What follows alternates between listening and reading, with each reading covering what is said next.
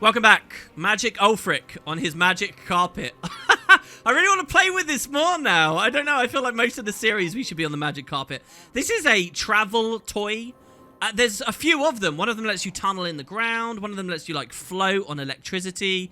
With the way that the game will go in the later expansions, stuff like this, players don't really use anymore. It's quite a novelty to see, to be honest. And I love how big we are and heavy we look with this massive pack on our back, and yet we're kind of managing to travel around on it anyway. It's pretty cool.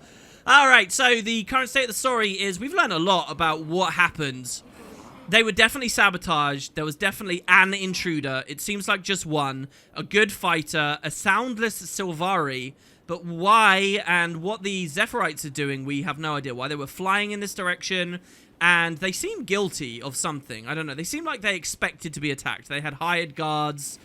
And, well, we're going to get to the bottom of it. Next, we wish to go to Prosperity, which, oh my god, the event for Prosperity just triggered.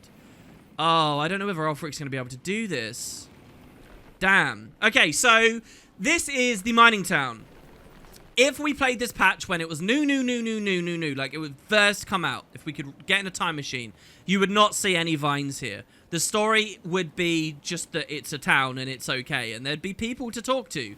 Later, it was attacked, and now it permanently is in this state where the event can, you know, make it look really terrible, and even when the event's off, it still looks pretty terrible. It looks like there's some players fighting up there. So let's see what we can do. Now, the quicksand is our barrier. There is no way around this quicksand. You have to learn to master the aspect crystals. You can't jump far enough. You can't do anything. Now, I will try to demonstrate what it looks like, and you see we get this fence. We have to get off the magic carpet, I'm afraid. For now, at least, I guess. If I would try and wade in it, I'm moving really slowly. I have no endurance to dodge out. I'm taking mass damage and I'm getting blinded. Look at how slow you move. Okay, so a lot of the time in Guild Wars, there'll be an obstacle like this where you wade through and you move really slow, but you just double dodge and you're okay. Doesn't work here. You will get screwed. Look at my endurance here. I'm not dodging. All my endurance is gone. So if you fall into a puddle of this, it's very bad for you. And it's a mechanic we will see as the games go along. But this is our first sight of it, and I think it's really cool. I think it looks good. It's a nice mechanic. It's like the sand falls from before. I really enjoy this stuff. Anyway, so what we're going to do is use the light dash, because we do know how to do this stuff. Oh, no, we never got very far. That's kind of bad. I wonder if the magic carpet did something with there. All right, we made it. We made it. All right, and unfortunately, that's out of the frying pan and into the fire. Yeah, there is another player. Thank God. Do you want to help me? So here you'll see the Mordrim have attacked. And we got to clear the place of Prosperity from jungle tendrils and Mordrim. So what is a Mordrim, you might be wondering? Well, there is still one alive. It's another planty-looking creature. Look at this here. And I'm sure you're all thinking about the fact that Erin is kind of a plant, and these are also kind of plants. But, I mean, this is just a random area of Tyria they fell. I don't see how the Zephyrite stuff and the Erin stuff actually has anything to do with the end of Season 1 at the moment, right? It seems to be a coincidence. So anyway, they are plants, and they are dangerous, angry plants. Where do we get their name from? Well, that will be a bit of a discussion in a minute. Let's just say for now that the people here maybe have been calling them Mordrim. But it's quite a complicated story on that one, so I'll hold off on that. Anyway, so this is known as a Thrasher. Again, they all have pretty special effects. You'll see he whirls in a long direction, and if I walk in the puddles, I actually take damage. Now, you'll notice here that I'm taking a type of damage that was not in the core game and was not in the dungeons. It's Torment damage. And so, Torment was a newly added condition to the game after launch, and it was only really in Season 1, Season 2 that they started putting it on enemies. Many of the Nightmare Core, not Nightmare Core, sorry, Toxic Alliance were using it. And sometimes, to tell you the truth, it can be in dungeons. Like, bandits use player abilities, so if they throw, like, a sword offhand at you or a pirate does that, you can be tormented. But in general, it's not really around. Except it will be a lot on these enemies. So they try and run away, and they try and bait you into the toxic sludge, and then you take damage. So you want to be careful of that. They're generally quite threatening, but some of these other players here did really well.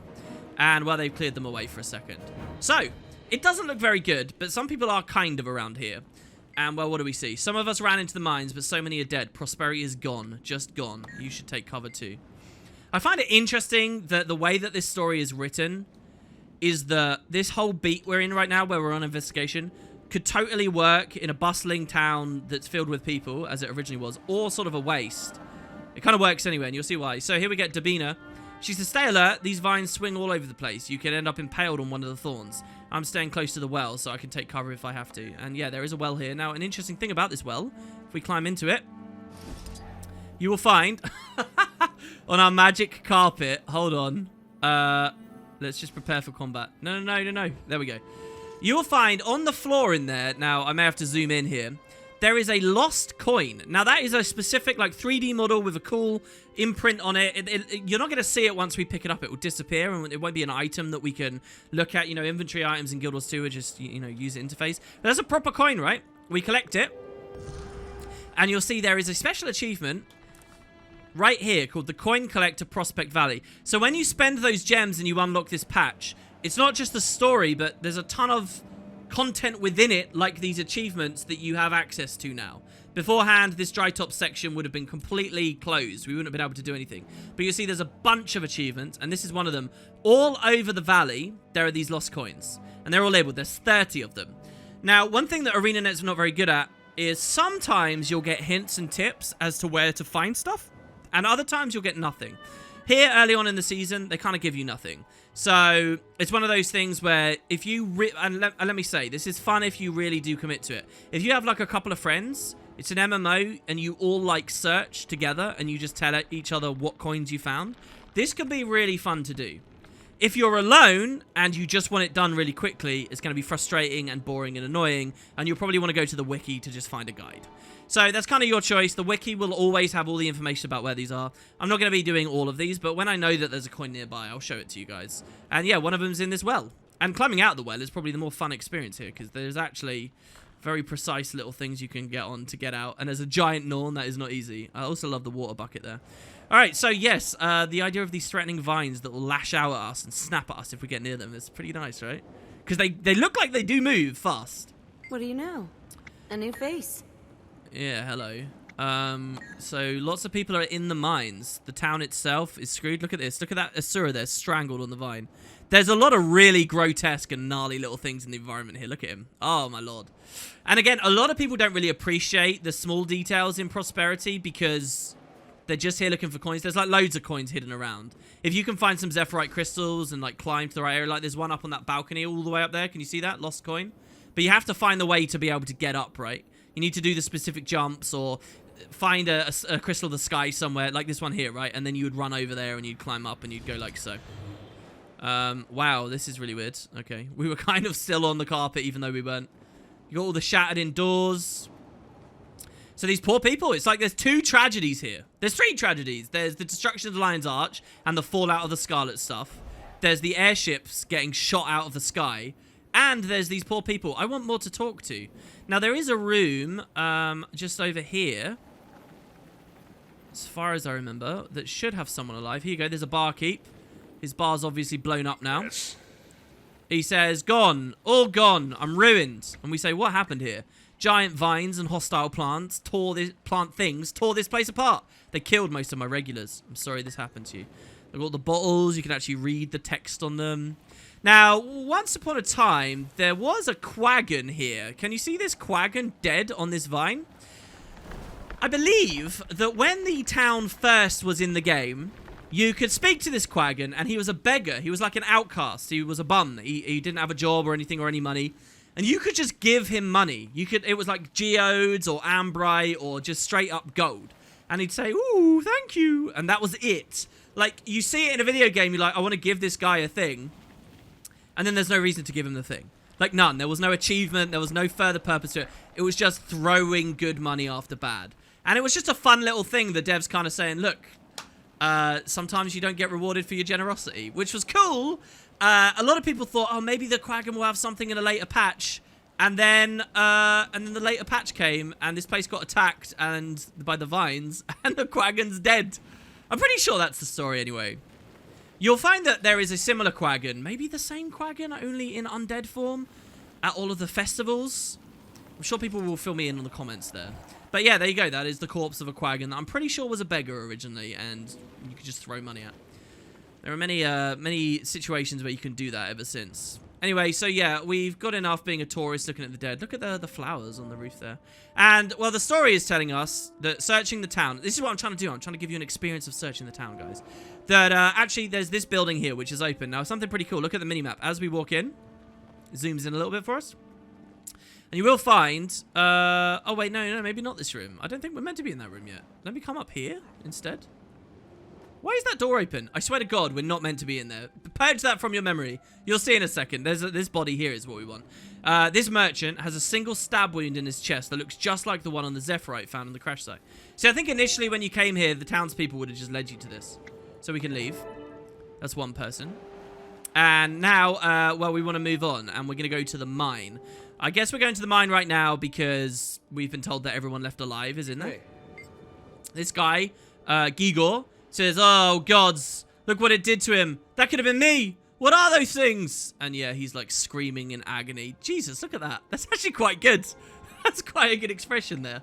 Yeah, you better get out of it while you still can. And he's just sort of lingering around. So pretty nasty. Let's go to the mine instead. Look at this. Even the repair anvil for players who die and damage their armor, even that is like overturned and thrown on its side. So much detail. There's a cool event here where you can like launch explosives into the mine and stuff if it gets barricaded. Maybe when the sandstorm is due to blow in, which isn't too long away, by the way.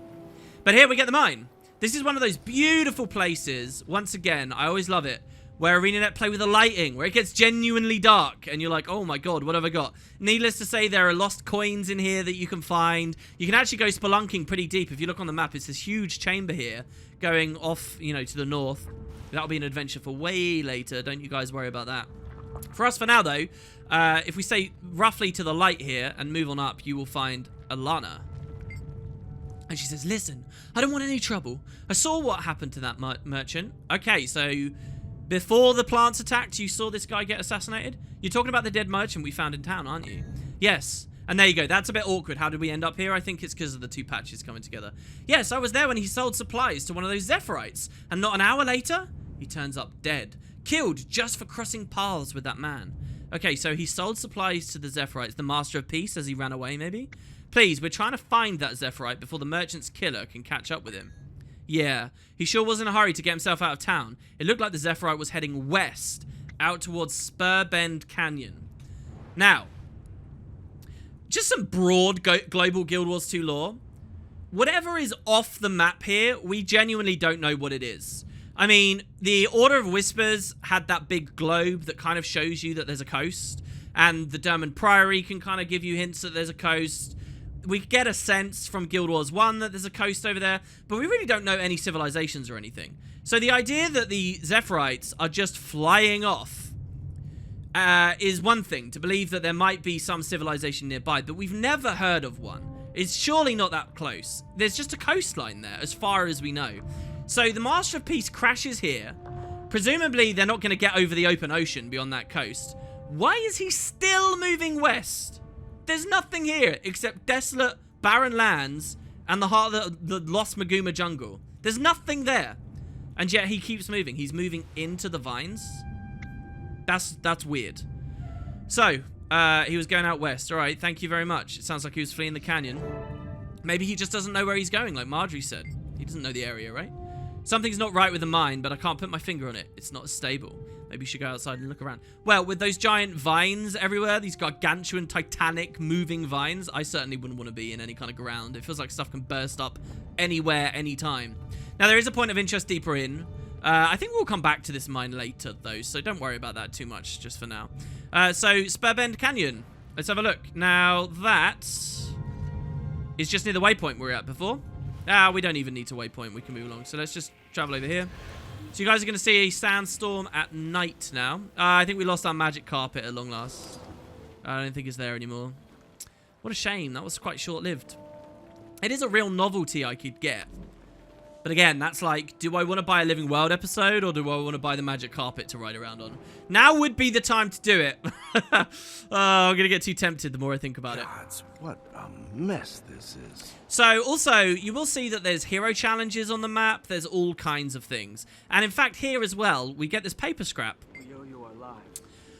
which is marked for the 9th of the season of the Scion. Year is 1320. So, we are looking evidence for the Master of Peace as he flees right now, this year.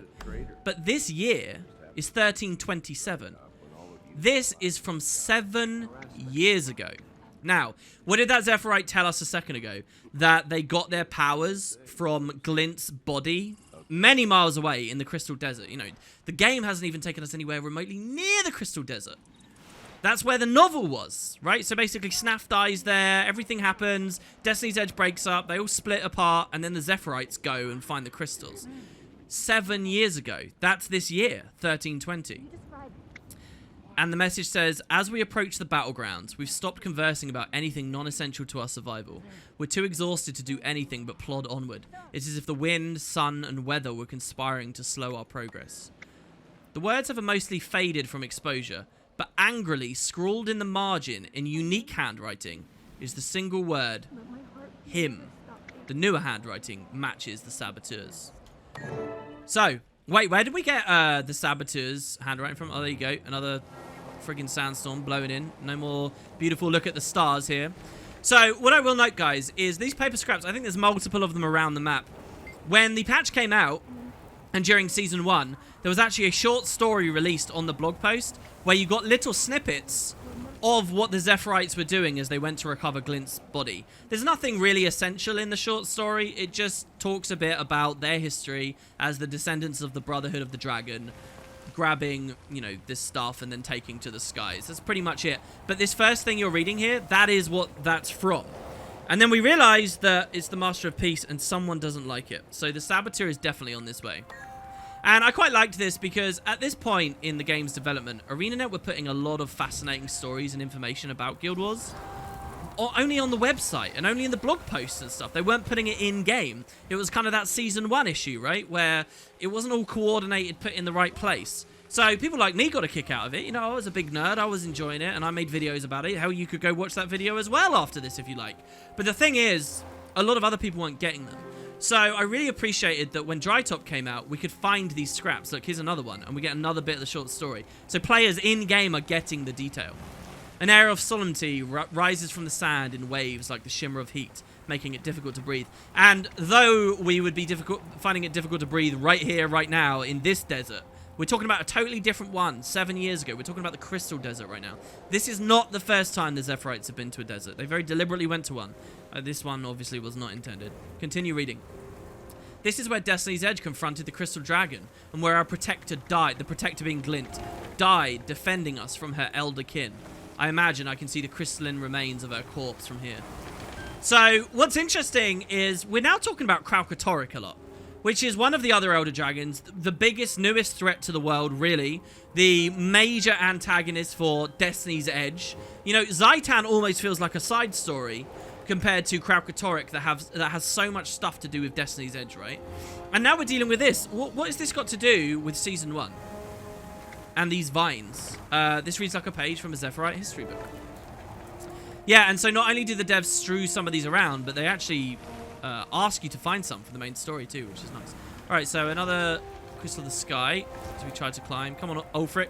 He looks so funny climbing with these. Oh my god, this is not a pleasant plateau to be on right now. Dry Top has another really cool feature, which is that sometimes you find very rare events. Now, the idea of rare events, I think, is one of the truest expressions of the dynamic idea behind what dynamic events are supposed to be, and the idea that emergent, interesting, different stuff can happen. So sometimes when you're here, for example, you might find a really fast mower boss, but it's very rare, and it doesn't happen every sandstorm. And they might drop a really rare, you know, tonic or item of some kind. There's actually a tonic you can get here that makes you into like a monkey king, like some Eastern mythology creature. It's really cool. It's like Wukong from League of Legends. It's never an enemy you'll fight or has anything to do with the Guild Wars lore, but you can get a special tonic from a rare boss that will spawn on this map. Another paper scrap. They forged an alliance with her and let her into their minds. They guarded her legacy for as long as they could, but sadly, their race was not to live forever. Oh, they're talking about the dwarves. I thought they were talking about the Forgotten for a second there, but no, I think they're talking about the dwarves. Destiny decided otherwise, and thus the torch was passed to my ancestors, humans. We hid ourselves away for hundreds of years, helping her as we could and keeping her secrets. The ink is faded on the rest of the page. Continue to the next legible segment. Dragons consume magic. but they do not destroy it. They hold it within themselves like a sponge holds water. I only hope we're faster than the scavengers and powermongers who would use her body to advance. ... The Master of Peace may have unwittingly left a trail. Alright, so we already knew this, that dragons do not destroy magic, that they only consume it. But we know that as enthusiastic nerds that like played all the branches of the personal story and listened to Professor Gore and saw how Professor Gore, instead of like saying that magic could be destroyed, we would poison it and throw it back at dragon minions or at Zaitan. We use that to our advantage. Not every player of Guild Wars 2 knew that from the personal story because it had so many branches. So it's really important that you guys remember, and everyone remembers and knows this going forwards. The devs are being very clear about this. Everyone needs to know the rules of magic interior. The dragons eat the magic, but it's not destroyed. It stays within them and then leaks out again eventually. So when Glint, a dragon, not an elder dragon, but a dragon in his own right, is destroyed, that magic is just there. And like the Master of Peace says 7 years ago, I hope we're faster than any scavengers or powermongers to get it. The Zephyrite's got it, and they have this great power, and they just use it to stay in the skies. The Master of Peace must have unwittingly left a trail. And then finally, yeah, there's that question. Is he doing this on purpose? Is he trying to leave this trail for us? Well, I guess we'll see. So, Dusty Bag of Loot, Bag of Geodes, Thorny Siege Pouch. Oh, there you go. Look, one of the rare creatures is here. Slay the rare creature, Grit. That kind of undermines my story somewhat, but also it kind of demonstrates my point. So, Grit looks like a really rare... I mean, it's so thick, the Sandstorm over there, and I really don't want to drop down. Because if we drop down, we're not going to be able to make this jump up onto this like obscure cliff where the next story bit is. But yeah, it looks like a dust mite. I probably couldn't kill it anyway because it's a champion. You want to find other players. This is where you talk in chat and you'd say, hey guys, there's a rare monster. Season 2 did this a lot. It did like this rare monster idea. One of the other maps we'll go to later kind of has a similar thing. Except they're not champions, they're legendaries. And I think that's really fun. And it's a shame that they don't do that more. But hey, conversations for later, I'm sure. There's like a hero challenge nearby. There's all kinds of events. But what we're going to do is jump across this, not fall. Alright, so we get the next story there for Cornered. So let's move on in. Now, this one's pretty good. It's quite long, but it's really well made. Really well made. It gives you a good taste of what Season 3 is like compared to the personal story. So, yeah, the Sandstorm's gone. We're kind of at a specific period of time, a specific thing. You can really get a sense of the map here, by the way. The mine we were at was all the way over there. Can you see that huge pipe on the wall back there? The mine was back beyond that. We've traveled pretty far here. And look, Frostbite chirping happily and saying hello to us. I missed this. Look at him. Oh, hello. All right, what we got? Hey, Timey. And code. This is Spur Bend Canyon. This is where the Master of Peace was said to have come. No one wants to say anything except Timey. How's it going? Nice timing. I was just about to have Scruffy punch a way through this vine gate. Alright, I won't stand in your way. Investigate the last known sighting of the Master of Peace. So, Timey's really interesting to watch during Season 2 as well, by the way, because she's very small right now. Very small. She was barely on the shoulder of the golem. But she does actually gradually grow as the episodes continue. And I'm not going to think to point that trivia out all the time. So just try to remember as we play along together. And see how she does. I mean, when she's in Scruffy, we won't get a good look. Is it here? It must be here. Somewhere. No. There he is. Stop! Where's the Master of Peace? Go away. Go away, go away! He's mine! Alright, well, there you go. So we get Erin. And surprise, surprise, he comes out of nowhere. I kind of like that he just appears, you know. If we're both hunting the same person, eventually you're going to cross paths, right? So he's an engineer. Just like Scarlet was an engineer.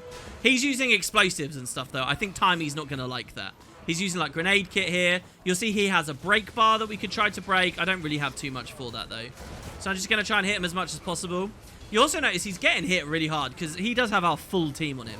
Casimir here with a light aura. Everyone's really landing their stuff. He's getting conditions on him. Pretty good. You get these orange telegraphs here, which, of course, did start seeping in through Season 1. Enough! Unhappy times. Unhappy. Must find Is he the master. talking to himself? Yes, you're... He definitely sounds delusional. Point is that we're stuck here until we can break down those vines. I have an idea. If you can keep those vines from snagging Scruffy, I can probably bash through them. Let's go. This fella is starting to put chills up my spine. Right, so I think the key thing to point out here is that the Soundless Sylvari remove themselves from the tree, and whatever the tree might be able to teach them or protect them from or comfort them with, and now we have like an insane Soundless Sylvari. Is he insane because he disconnected himself? So it goes. And the stories we're playing right now are really quite interesting to do on a Sylvari character. I've got big plans for Caraflower, so don't you guys worry. But even as of this point, if you are a Sylvari, you can start to wonder a lot of things, you know, because you can play from that perspective. Obviously, we don't play as Soundless. Maybe some players had that, like, role play. But Okay. Watch my back That's while I how you smash wanna these play. vines. timing being particularly useful here. You're going to find that that's a bit of a theme. Let's do it. Alright. Get even more. I really like that they are actually tangibly breakable, the vines. I like the idea that they're super invulnerable, deadly things. But at the same time, that sensation that we can just take a torch and flamethrower to any wall we like is a fun one to me. So, here's another enemy. This is a husk, an overgrown husk. Now, we have seen husks. Husks appeared with the great worm that appeared when Scarlet was messing with magic in the Blood-Tide Coast. Husks appeared alongside various nightmare courtiers and the Sylvari. And now here we see some more. Husks are going to be a big thing going forwards. Oh, Glad that's there he is. Somewhere. Yes, you're right. Getting That was close. too large. I can't get us across from here. Have no fear. The option to have Scruffy toss us over is still... No. Thank you for the offer, Tiny, but I'm inclined to agree with Rox. I could conjure up a bone bridge, but it wouldn't cross the whole distance. It won't last forever, but it might last long enough for one of you to get across. I'll go. Once I'm on the other side, I can weave a portal between here and there. I'll just need you to watch my back. Here we go. So this is great. Look, we got the rubble falling. It genuinely sounds like we're in a dangerous chasm. Look at the skills that our teammates are using. They create the wall. They like comboed. They did like a cross-profession combo that doesn't actually exist in normal stuff with Guild Wars. Casimir creates a portal. Also, is that a Lord of the Rings reference I just heard there about throwing across? Are we doing a bit of an Aragorn Gimli moment here at Helm's Deep? Even better, by the way, as I said, there are now new achievements, hidden achievements, alternate ways of doing things and extra objectives for you. Here's one of them, quite special. Round the back here, you can, if you rewind my video for a second, you'll see it. There was just one Zephyrite crystal here. And if you grab it really early, you can run over and use the crystal to jump across straight away. You get an achievement and you basically beat their plan, right? You can be the guy. You don't have to be standing in the background. There are little things you can do. Really like this instance. So, yeah, let's head on through. With everyone else. Ooh. We'll land in that. Jesus. Aaron has taken us, or the Master of Peace has taken us to a very precarious place. Right. Damn. We need to use our elite skill a little bit more, I think. No, not right. Perhaps... He's still talking to himself over there. That'll do. He does seem to have some kind of teleporter technology, but who doesn't have that these days? Scarlet was definitely used a lot. We can't let him get away again.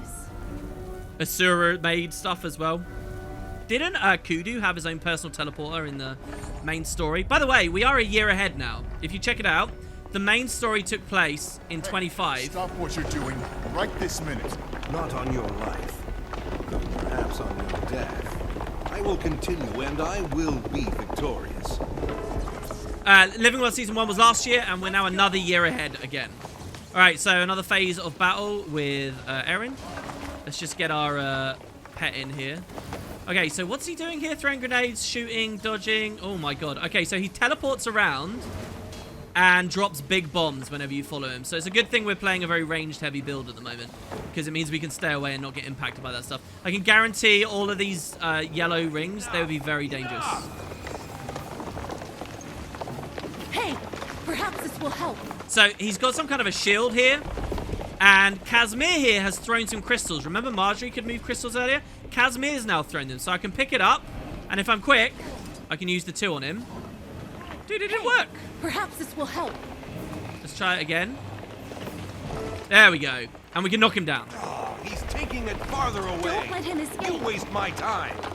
All right, there's a good line. He's taking it further away. The Master of Peace is taking it further away. What's it? What are the Zephyrite doing? So, yeah, that's basically teaching you a small mechanic for a big boss fight in a second. Where that's a crucial thing that you should do. So here we are at the end of the cavern, and there is another person over there. Aaron. What? Huh? You're here. Aaron, you have broken your Zephyrite vows. Trivial vows, trivial people. I've seen the bigger picture. You are in my way. You've lost your mind and your true heart. I'm sorry. You will not prevail. So the team's just gone charging in. Another fun hidden achievement here is off in the back of the chasm here. If you do a certain jump, you move it the correct way, there's a hidden room back there, like a whole hidden place that I think you just get the achievement for going in. Maybe there's some loot you can pick up there. I really like that idea of secrets. Also, look, the vines have locked us in. Oh my god, and they're actually really knocking me around. Wow, I didn't know that was a thing. So anyway, we can portal down. And, well, here's the setup. This is the boss fight, Saboteur Aaron. And I have to say, Scarlet was quite a long story, right? And love her or hate her, I think at this point with the game, a lot of us weren't necessarily looking forward to a whole other big story about a rogue Sylvari. Obviously, the story is something about Sylvari, right? Otherwise, why do two Sylvari? I guess. But the idea that we were going to have another season that was one as an antagonist, I don't know, wasn't sitting right with me. I remember when I very first played this, I was feeling that way. Maybe you are too as you watch this. Well, here's the funny thing. This boss fight, really, we're going for the throat here. We're not messing around. We've maybe learned a thing since the Scarlet days, and, well, we are going to try our best to stop him getting away and doing anything else crazy. We do not need two rogue Sylvari engineers. One male, one female on our hands. Right, now I'm taking big damage, so I'm actually quite concerned here. We got to get some damage on him. He's going to stay up on these platforms here, now that we've fought our way up. I can stay with my longbow back here, and I can just kind of pew him down. As long as I don't end up on any of his big bombs, we should be able to phase him, and we can let Rocks and everyone else deal with the tendrils down below. Using point-blank shot or anything isn't really going to matter, because I can't break his break bar anyway. If I jump across, Alson should get on here with me. I can use Sikkim, and then jump across again, and Alson will stay there and do damage. You see that? So that's pretty good. So let's just keep hitting Aaron. I don't want to get hit by any of those. We're not at a stage yet where we'll be getting one shot, but by the end of the season, things will be getting pretty nasty. So I just want to get the practice in. I want to treat it properly here. On the other side. You see we've got Chilled there. If you play an engineer, Bract will tell you all about it. You can, of course. There you go, and Alson's ready to fight again. That'll do. So there you go. He's in the shield. Now, you only get a limited period of time to do this shield mechanic. So hope that Casimir throws them at you well, and she did. Did you see that? She threw it directly on me. How brilliant is that? So you get it on, and you that therefore allows you to keep fighting him. So yeah, Ulfric's very well tailored on his build right now for this boss fight. Really well tailored. I don't have to go over and do anything melee. Tyrix would be having a real problem over there. But we can just kind of mess with it, and we'll be fine. But can you see that purple crystal? Basically, if you can get over to the purple ones, which Aaron might be throwing around, I'm not sure. You can take it to the hidden area. Okay. Where's our pet? I'll get Beartooth out. Beartooth hasn't really been able to do much yet. So I think he'll go and into his shield again, maybe at 25% health. We'll see. Nope. Lower than that? 20%? Ooh, it feels like he's really hitting me hard here. Alright. He's still good. Remember that our bow auto attacks do more damage the further away he is. And we have a trait that means we do more damage the further away he is. So we're pretty good here. One more rapid fire. Alright, there it is. And down he goes. Nice. Oh, do we want to deal with these? There are a lot of tendrils around. Note how the tendrils didn't really seem to be attacking him. Just because he's a plant? But I mean, if we were playing a Sylvari, I can promise they'd be attacking us. So, Saboteur Aaron's dead. Casimir ports up and gets everyone. The Master of Peace has not run away. He's still just with us. Now, we can't get a good look, but you can see his nameplate on the user interface there. So you can get a sense of him, just a little bit. And what's he got there? Something glowing? What is that item that Aaron was muttering about? Can you see that, guys? It's like golden and it's glowing in front of him. Thank you for your service. I'm sorry you got involved in my troubles. Why was he after you? He started losing his mind on the ship. He's the one who sabotaged it, you know. Yes, we know. Did he want revenge on you for something? No. He wanted me to give him power. Great power. That he couldn't handle. I refused. He could not let it go. Will you come back now? We can escort you. No. My journey has only just begun. You will tell my people that I am well, and that I continue onward? Yeah, sure, we'll tell them. Won't they ask where you're going? No. Those who don't know my destination know enough not to ask. Be well. I'm glad our paths crossed today.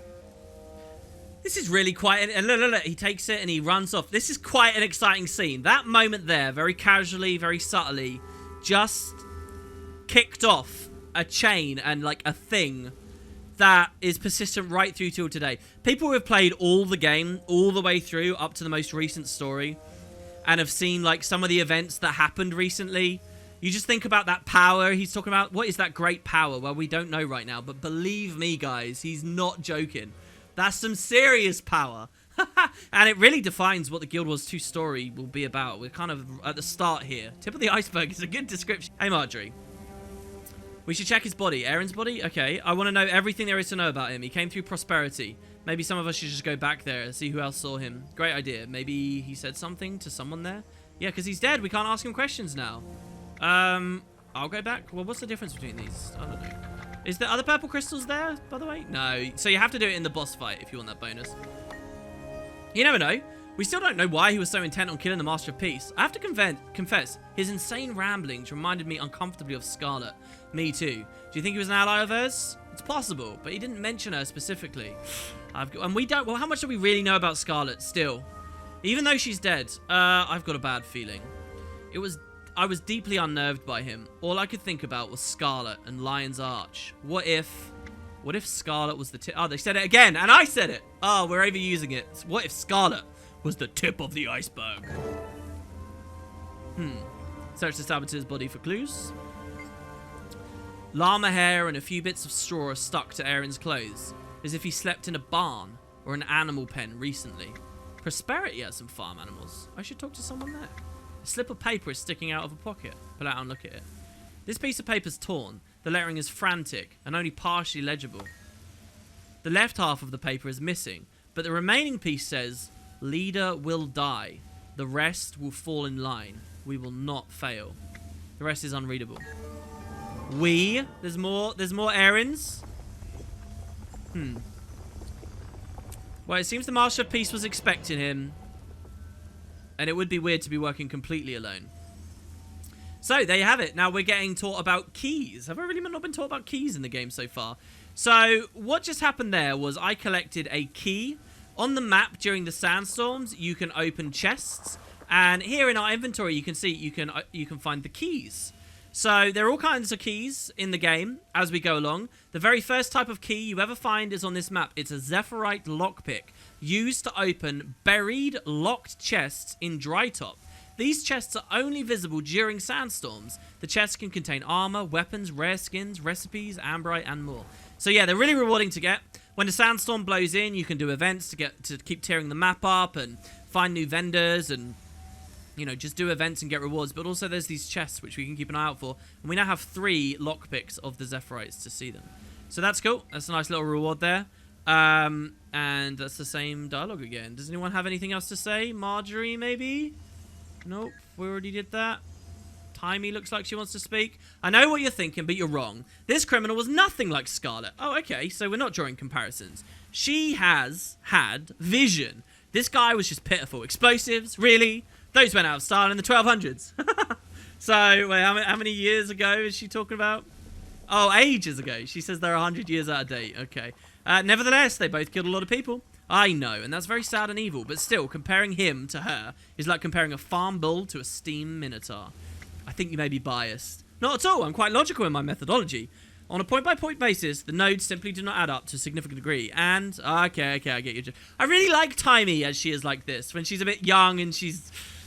I don't know. She's just very blunt and very scientific and, you know, almost like an evil villain she might become. That's how Timey feels here.